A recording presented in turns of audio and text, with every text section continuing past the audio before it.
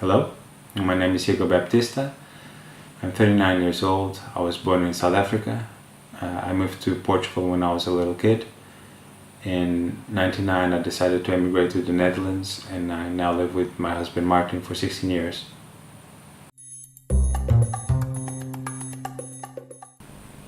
Okay, I'm going to try and give you my personal definition and not so much the technical one. To me, light painting is a way to create an alternate reality, a hyper-reality if you will. It's a way to transform reality with light and motion in a way that allows me to compose from scratch what I want to see in a photo. I can bend light, refract, mix different materials, all to achieve interesting new colors, shapes and textures. But it's more than that. The end result may be a light painting photo that reads like eye candy, and that's perfectly fine. I love eye candy. But the process of light painting is kind of meditative to me. It's counting steps, it's breathing, it's being aware of motion, being in present time and feeling the space. When I'm light painting in nature, before I start, I sometimes just sit down and appreciate the darkness, breathe fresh air, hear the sounds, I smell the forest.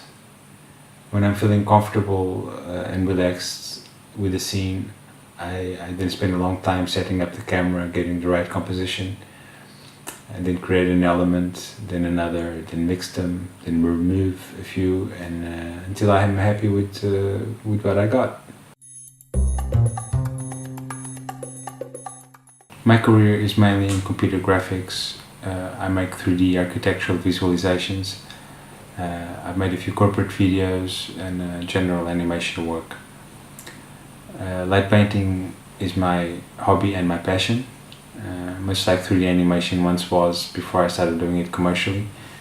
Other hobbies that I have are swimming, playing guitar, drawing. I was introduced to the core principles of photography at my school, EPCE, in Portugal, where I was studying audiovisual techniques in '94. They allowed students to take a Pentax camera home, and I remember trying a few zoom bursts, a few starry skies, traffic trails. Didn't have a tripod, but I was definitely intrigued by long exposures. But I was still more interested in 3D animation and video production and special effects. So, and then in '99 I immigrated to the Netherlands and I got a job in a 3D animation studio, so my creative juices were being used there more than on photography. But I still kept doing some time lapses, HDR photography that I also used in 3D animation. Yeah, I kept doing those. It wasn't until 2004 when I got my first DSLR, Canon 300D, that I took a thumb light to a park and decided to see how it would look like. And yeah, I liked the results. I thought I was doing something groundbreaking, but somehow I was still more interested in 3D animation and video, and I was making all sorts of crazy experimental videos and working HDR for my 3D work. So a long pause ensued with light painting, and in 2010 I found Light Junkies group in Flickr. Just Flickr by itself was already a great motivator to be more productive with photography, to share and to see what others were doing.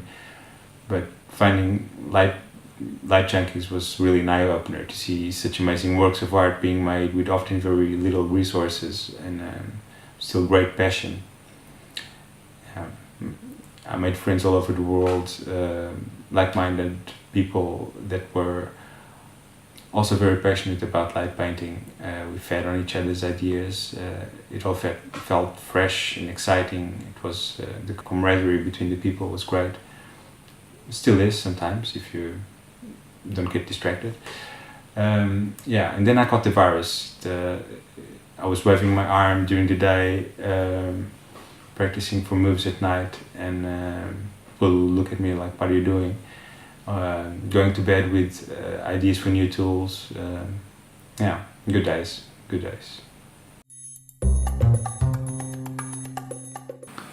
I work alone mostly. I have collaborated a few times with other light painters or asked the help of a friend for a difficult shot, but I must say I enjoy light painting the most on my own.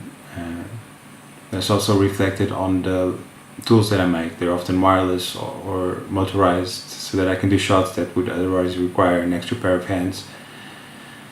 I like to take my time when light painting, no distractions. I take breaks often, think about the possibilities, and that's something I feel I can't do comfortably when someone is awaiting my direction or assistance. I also find light painting to be kind of a meditative process, being in the present time and space, modifying reality with thought and action and trial and error, until I get something that I can call a successful alteration of reality in a light painting photo that I can call my own. And that gives me a great sense of achievement. But of course, I do love hanging out with other light painters, do collaborative projects together. But to me, that's more fulfilling on a social level and not so much on a personal artistic level.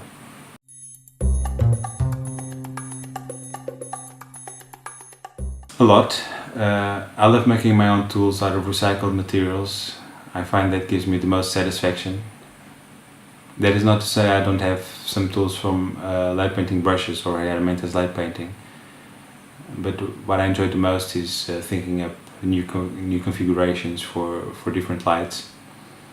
How they'll move, will they be wireless, how you'll obscure them or diffuse them, will they be cheap to make?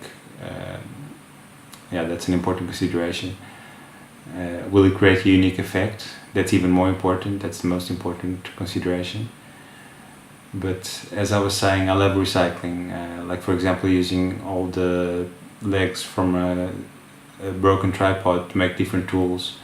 In one leg I drilled many holes and put a flashlight in one end. Another leg I used to make a motorized mount for different tools with adjustable speed. We're using discarded plastics from a local plastics factory and attaching them to a Frankenstein of a light that I made with a bit of wood, cob lead, strobe controller, gaff tape and Velcro. I have plenty of those crazy self-made tools.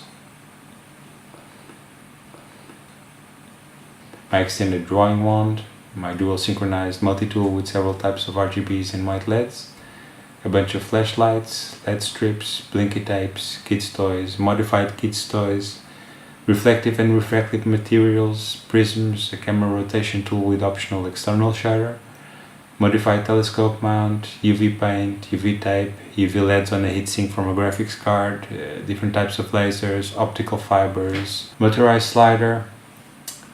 Do I have them all? Oh yeah, there's the mobile phone, the iPad, the projector. They're all great light painting tools. Magilight got recently. Yeah, that's pretty much it. Well, I have 5 senses, if not more, constantly being bombarded by images, sounds, smells, tastes, feelings, even though some consider feelings not to be a sense, but anyway. All of those inputs inspire me. Some inputs reverberate more than others, but a brain of an artist is like a selective sponge, constantly creating something new based on what we absorbed selectively throughout our daily lives. In that sense, I think inspiration is an internal process of deciding what I think affected me the most based on my experiences and my personality.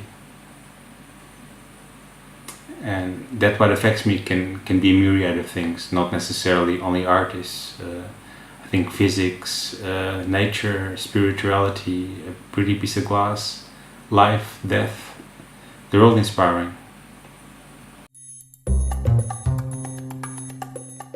I hope you don't mind me breaking the mold on this one, but there are so many amazing light painters out there, it would be extremely hard, if not impossible, to name only 3.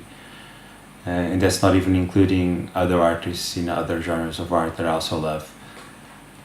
So I'll name 15 light painters in no particular order.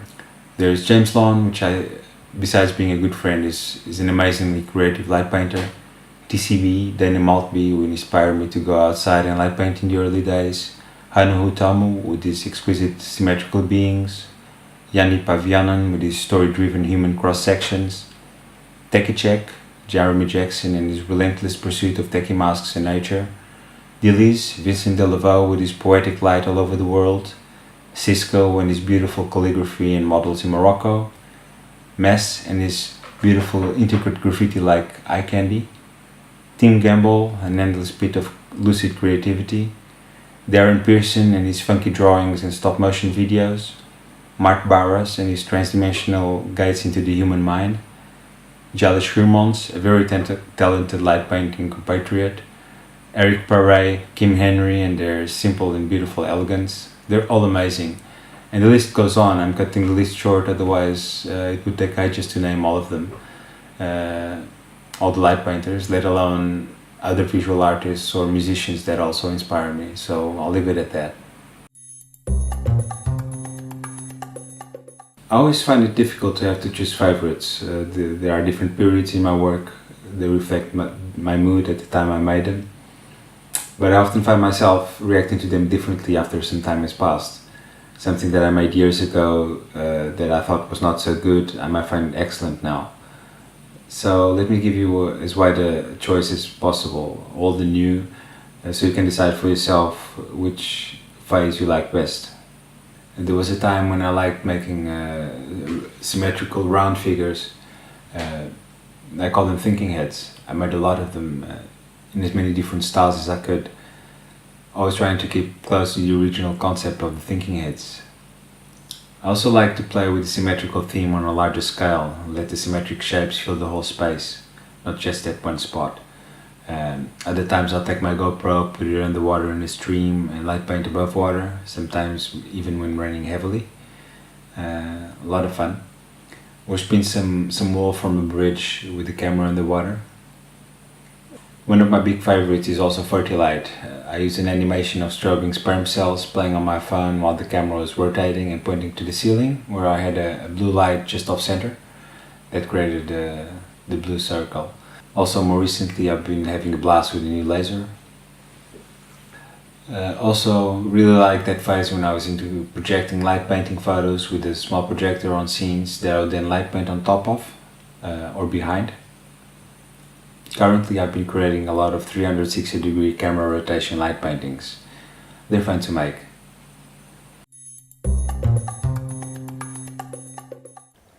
Well, my dream location, it's right here and right here.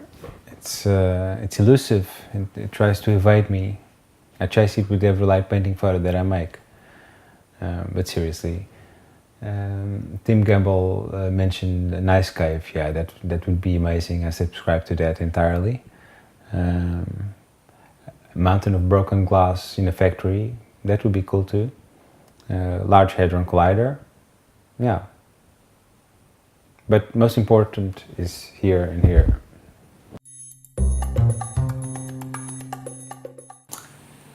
There's so many. There's poetic experiences, social ones, happy, sad.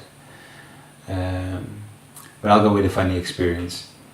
In Portugal, I was once in some ruins, light painting myself. I was dressed in a golden cloth. It's very reflective. And at a distance, I see a car going really fast. All of a sudden, tires squeaking. Guy almost loses control.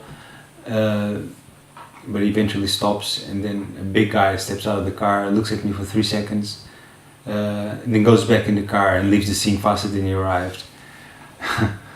I really think he thought he saw a ghost. I was a ghost to him, which was exactly my intention in the photo. I just didn't think it would happen in real life, that someone thought they saw a ghost. So yeah, that made me laugh.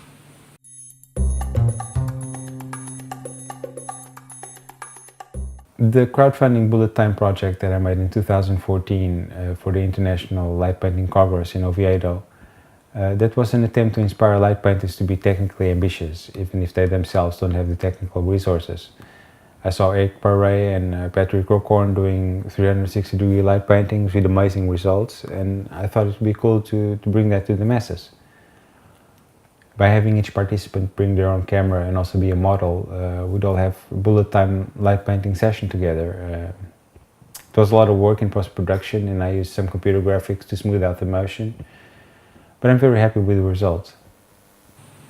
The other project you're probably referring to is the 360-degree experience I created recently that goes by the name of Infinite Refractions. That is very much a mixed media project. It all started with a collection of my latest 360-degree rotations from the Theta V.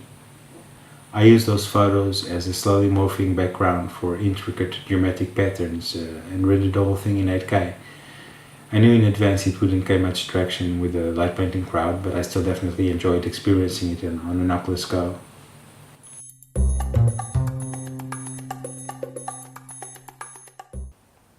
The best part is that it's hands down the most satisfying creative expression out there. The most challenging part is continuing to evolve, to not fall in repetition, not do the same thing over and over again. Not that there's anything wrong with that, because we all know that repetition is the mother of learning, so keep repeating.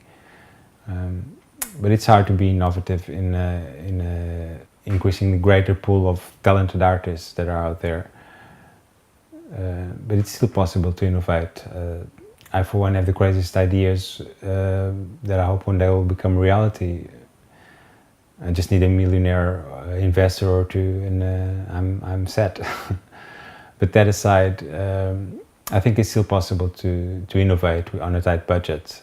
We just need to be creative. I go for long walks, I swim a lot, I play guitar.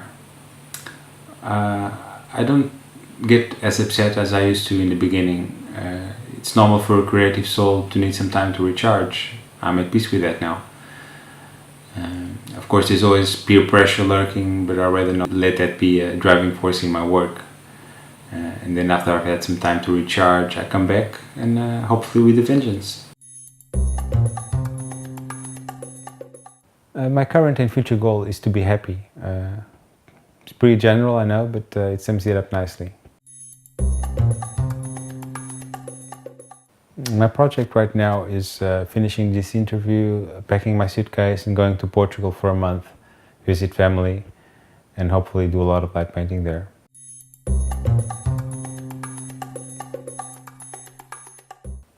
I love it. Power to the people.